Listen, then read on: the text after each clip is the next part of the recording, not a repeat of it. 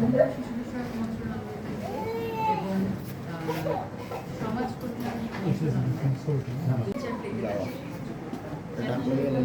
খারাপ সময়ের মধ্যে দিয়ে যাচ্ছে।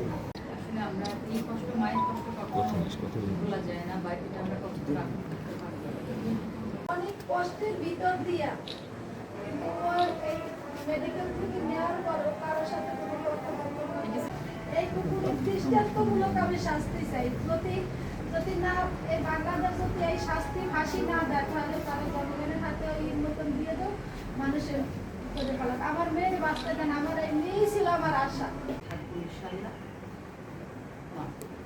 আর এই যে ওরা 164 যারা জবানবন্দি দিয়েছে, কিন্তু জবানবন্দির পরে তার ওজন বের হয়েছে, কিন্তু তাদের এখন পর্যন্ত ধরা হয়নি। এটা শুধু নারী ও শিশু বিষয়ক মন্ত্রণালয়ে যে জড়িত সেটা যেমন সত্যি কথা, এর সঙ্গে আমাদের আইসিটি বিভাগও সম্পৃক্ত। তাই এটা আসলে অনেক বড় পরিসরের কাজ, কিন্তু আমরা আপৎকালীন সময়ে তাৎক্ষণিক যাতে আমরা ইনিশিয়েটিভস নিতে পারি সে বিষয়ে আমরা অলরেডি আমাদের মধ্যে আলাপ আলোচনা হয়েছে এবং আমরা বেশ কিছু টিম গঠন করেছি, যার মধ্যে বিশেষভাবে উল্লেখযোগ্য আমাদের কুইক রেসপন্স টিম। আপনারা অলরেডি এই বিষয়টির সঙ্গে আপনারা জেনে গেছেন। আমাদের প্রত্যেকটি ইউনিয়ন, উপজেলা এবং জেলা বিভাগ পর্যায়ে আমাদের এই টিমটা কাজ করছে। লামিয়ার ঘটনা কিন্তু কুইক রেসপন্স টিমেরই কার্যকারিতার একটি বহিঃপ্রকাশ বা উদাহরণ। তাই আমরা বলছি যে আপনারা দেখুন আমরা কি করি।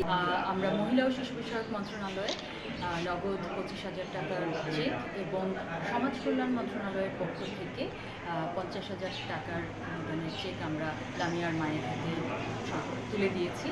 আর লামিয়ার পরিবার যে বিষয়টা আমাদের কাছে চেয়েছে, যে দাবিটা করেছে, সেটা আমাদের দাবি যে ন্যায় বিচার প্রাপ্তি, এবং যাতে যারা এই অন্যায়ের সঙ্গে যুক্ত তাদের যাতে যথেষ্ট পরিমাণে দৃষ্টান্তমূলক শাস্তি হয়। এবং আমরা প্রশাসন, আমরা কনসার্ন মিনিস্ট্রি, আমরা এই বিষয়ে বিশেষভাবে তৎপর। আমাদের মাননীয় উপদেষ্টা এই বিষয়টাকে কখনোই উনি ছাড় দেননি।